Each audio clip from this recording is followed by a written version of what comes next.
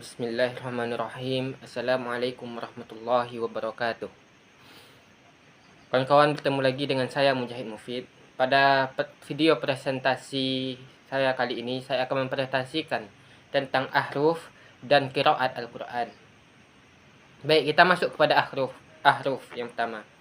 Ahruf secara bahasa yaitu bentuk jamak dari harf yang berarti huruf atau cara.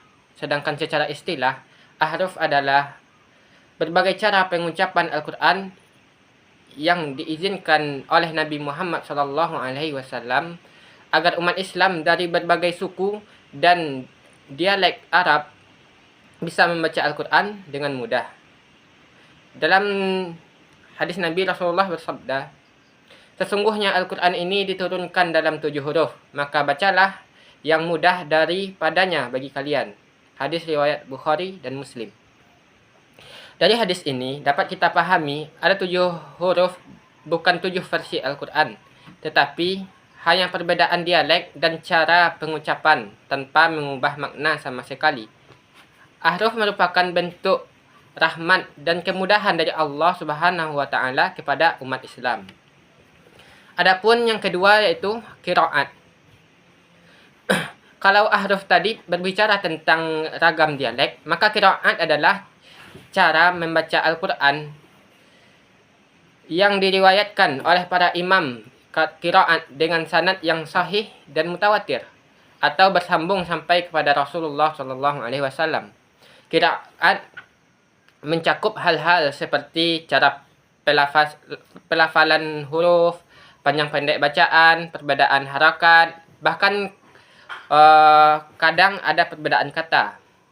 Sebagai contoh, dalam surat Al-Fatihah ada 2 bacaan yang sama sahih, seperti Maliki Yaumiddin yang berarti pemilik hari pembalasan, dan Maliki Yaumiddin yang berarti raja hari pembalasan. Keduanya tidak bertentangan, justru saling melengkapi. Adapun selanjutnya yaitu perbedaan antara ahruf dan qiraat. Secara sederhana, ahruf adalah ragam bacaan yang diizinkan oleh Nabi langsung dari wahyu Allah. Sedangkan qiraat adalah cara membaca Al-Quran yang diwariskan dan diriwayatkan oleh para imam qiraat melalui sanad yang sahih. Dari segi ruang lingkup, ahruf itu lebih luas karena mencakup perbedaan dialek. Sedangkan qiraat lebih sempit karena harus sesuai dengan tulisan mushaf Utsmani dan kaedah tajwid.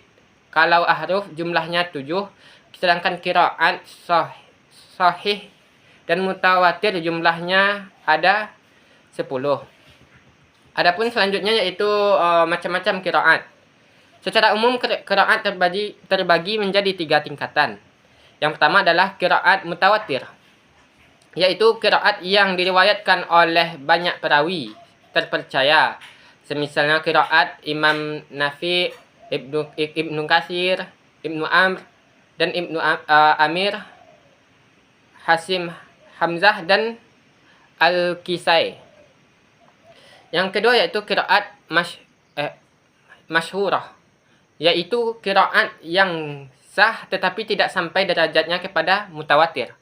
Selanjutnya yaitu qiraat syadzah, yaitu qiraat yang menyelisihi mushaf Utsmani atau sanadnya lemah. Qiraat syadzah ini tidak digunakan dalam ibadah, tetapi tetap dikaji dalam ilmu tafsir dan fikih. Dan yang paling sering kita gunakan sekarang pada saat ini yaitu qiraat Hafs dan ashim, yaitu bacaan yang digunakan mayoritas umat Islam dunia, termasuk di Indonesia. Adapun selanjutnya yaitu syarat qiraat yang sahih. Sebuah qiraat bisa diterima jika dipenuhi syarat-syarat utama, yaitu syaratnya ada 3. Yang pertama yaitu sesuai dengan akidah bahasa Arab yang fasih. Yang kedua, sesuai dengan tulisan mushaf Utsmani. Dan yang ketiga, memiliki sanad yang mutawatir sampai kepada Rasulullah Shallallahu Alaihi Wasallam.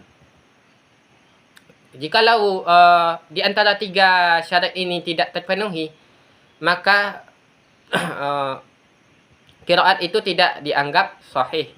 Adapun yang keenam yaitu yang selanjutnya yaitu kaidah tafsir yang berkaitan dengan qiraat. Ada beberapa kaidah penting yang perlu dipahami. Yang pertama, setiap qiraat yang sahih adalah bagian dari Al-Qur'an.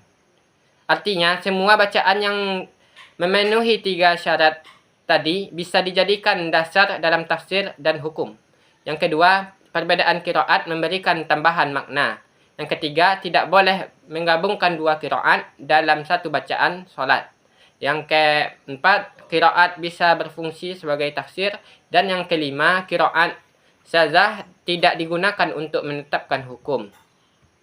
Baik, dari pembahasan tadi kita bisa simpulkan bahwasanya ahruf dan qiraat adalah sebagian dari keindahan dan kemudahan Al-Qur'an. Perbedaan bacaan bukan berarti pertentangan, tetapi justru menunjukkan keluasan makna dan kebijaksanaan Allah dalam menurunkan Al-Qur'an kepada umat manusia yang beragam. Baik, mungkin sekian pembahasan kita pada kali ini, yaitu ahruf dan qiraat. Saya sebagai memohon maaf untuk segala kata-kata yang saya ucapkan. Wabillahi taufik wal hidayah. Assalamualaikum warahmatullahi wabarakatuh.